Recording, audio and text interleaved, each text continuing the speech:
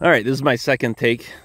Anne's milk cow, well, cow heifer, will be a milk cow soon, kept following me around, pushing my elbow, so it was jostling everything pretty rough. We have the sheep in here kind of cleaning up the top half of this field. It's full of some sort of native grass.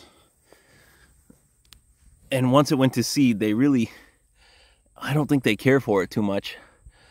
But they're eating their way through it. And after they leave tomorrow, we're going to clip it. I'll show you what I did on the bottom field. So they came through here on this. This is the same field. And this is my poorest field, so I'm just trying a few things out. And the ground is just awfully rough. I don't know. It never softened up with the grass that was here. But they grazed this before they went that way. And I came in and clipped it maybe a week ago, and it's coming back really palatable and green. And this is without a doubt, the slowest growing field on my farm. Just really poor ground, and it's reflected, I think, in the type of grass that grows here. But we're gonna try a few things. Sorry, this cow is persistent. I might just back over the fence so she can't follow me. Go away. Go eat some grass. You know, we'll get the grass out of it and we'll clip it so that we can get one more run at it when we go through the rotation. I don't know, but if anybody sees out there, sometimes sheep lay down the wrong way on a hill and they can't get up. They have to kind of flop around until they roll over. Really funny. But I think this is going to be one of the targets this year for unrolling hay. Is this field and this knob up here is pretty poor ground, and it isn't recovering at the same rate as some of the other ground on the farm. And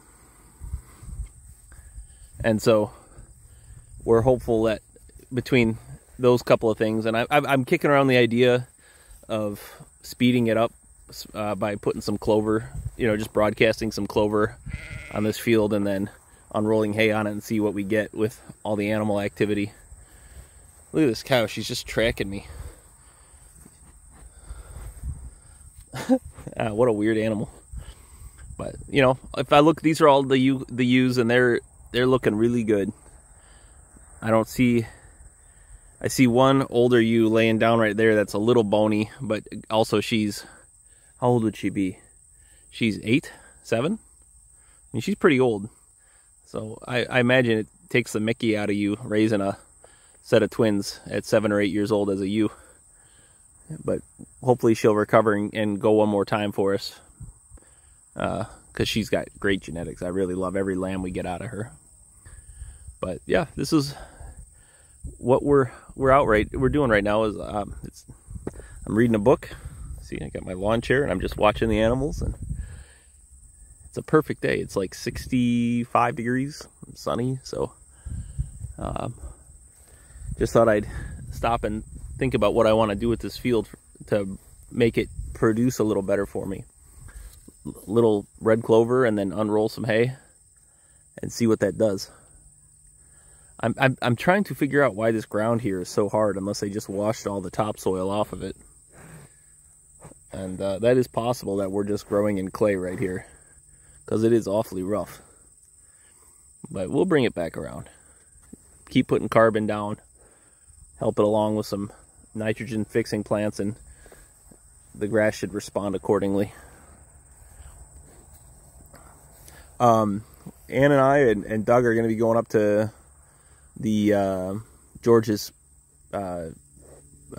grazing school. He's having Greg, Judy, and Isaac Tappenden come up, and we're excited to go to that again. We met a lot of really cool people, so hopefully you guys will look at that if you hadn't heard about it.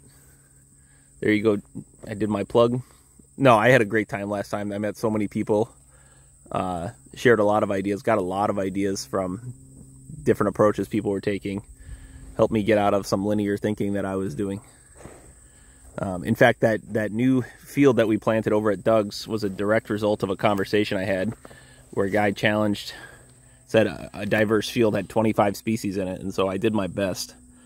And I would say if you count the weeds and the native stuff that came up, we are close to 20-25 species in that field. And I'll have to show that on another video, but the cattle are into that field now, and it is bananas. They can't even eat. I mean, I'm putting a dozen cattle on maybe a quarter acre, and they can't eat their way through it. It's like, it is so unbelievably productive with that species diversity. All right, well, I'm going to leave it there. I'm going to drink my cup of coffee and enjoy the beautiful day.